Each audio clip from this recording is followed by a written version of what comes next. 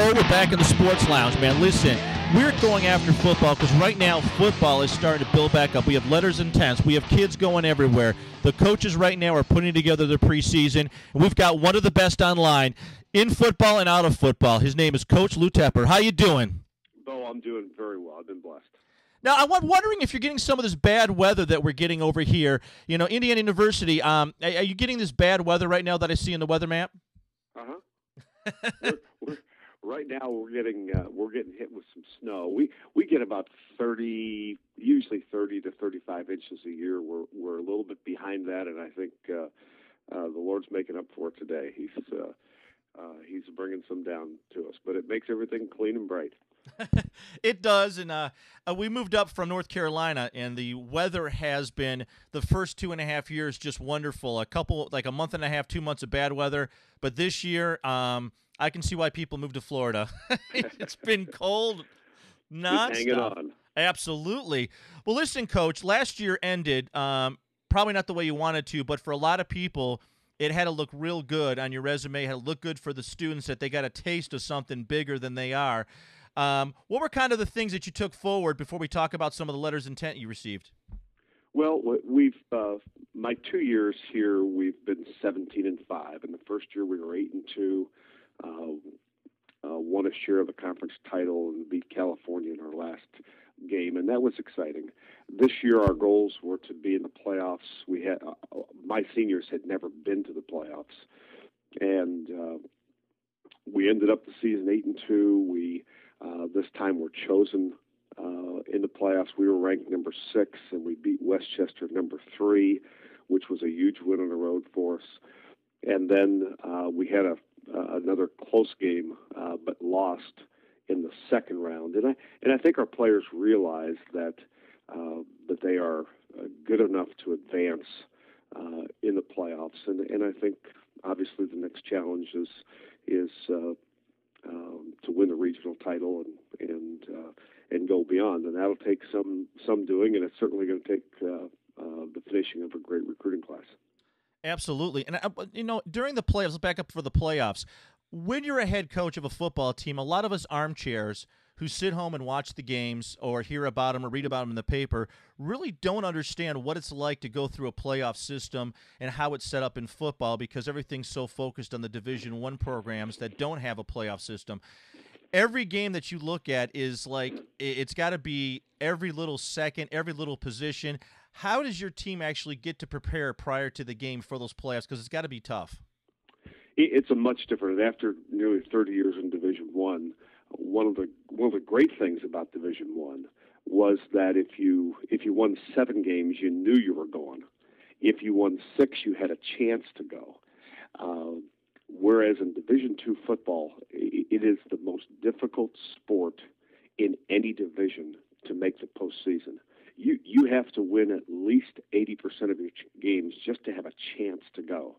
And in the last 5 years, maybe it's 6 years now, we have won 9 games, and every time we've won 9 games, we've gone. And I've won 8 games 3 times and only gone once of those. So there is so much more pressure in Division II football because if you can't win 9 games, there are no guarantees. In fact, Carson Newman won 9 or 10 and didn't go this year. IUP back in 2003 went 10-1 and did not go. And so there is a lot more pressure because there are 152 schools and only 16 of them are going. The other issue that is a big part of it is the difference between preparing for a bowl game where you have sometimes as much as a month to get ready, as opposed to the playoffs where it is a 5-day schedule. You are just like the regular season, and these films you get on an opponent very often, you've not seen this team at all before. And so there are real challenges there as well. It's not like the NFL where you may be playing someone, but you have played them previously or you have seen them play a good bit. Once you get into the the further playoff games. Most likely, you've never seen the team play that you're going to play, and you have 5 days to get ready for it. And that's got to be difficult because there's always stunts. There's always things you want your quarterback to watch out for, your defense and offensive line to look at, how they rush. I mean, on a team, there's 11 guys you've got to constantly work through, and then you've got another set of 11, and then you've got special teams. It's always something when you look at a matchup in the playoffs because it's not like you said, it's not like the bowl games where you can have I'm going to say 100 winners because it seems like there's 100 bowl games out there, Right. and then you have 100 losers.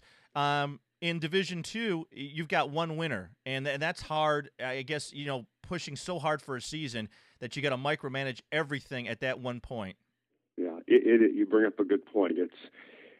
And that's why, as a Division I coach, I'm going to be very unpopular here, but as a Division I coach, I was never for the playoffs, and you will find that in the heart of hearts, the Division I coaches don't want a playoff system. It's a coach killer. Yeah. And when you have 36 schools that are going to bowl games, and when we beat Virginia in the Citrus Bowl and finished 10-2, when I was at Illinois, when we won the Liberty Bowl, I mean, those were magical moments. You won your postseason. The last game was a win. The fans, the media love it. Half of the teams go away happy. Mm-hmm. And in the playoffs, as you said, there's only one that goes away happy. Everybody else loses. And today, you look at the number of Division I coaches who got fired either before or after a bowl game. It's increasingly pressure packed, and you can go to a bowl game and still lose your job. That was never the case before. Usually, you went to a bowl game, you got a contract renewed. Yep. And so I don't think Division I wants the pressure cooker of Division II simply because if it's like we have 16 teams, there are going to be 15 losers. And I think the other thing is that the schools don't want it because they're going to lose money. And I think the only reason why it's even coming about is because the sports analysts who never make mistakes, you know that, they never make mistakes. Sure, absolutely. Think a bowl game would be the greatest thing in the world, but I'm mathematically trying to figure out how they're going to figure out. They can't get the bowl games right. How in the heck are they going to somehow come up with a magic number to have the perfect squad without having a whole another set of 8 games for a playoff system? It's not going to work out mathematically, and the bowl games are fine the way they are. I don't see why they should change it at all.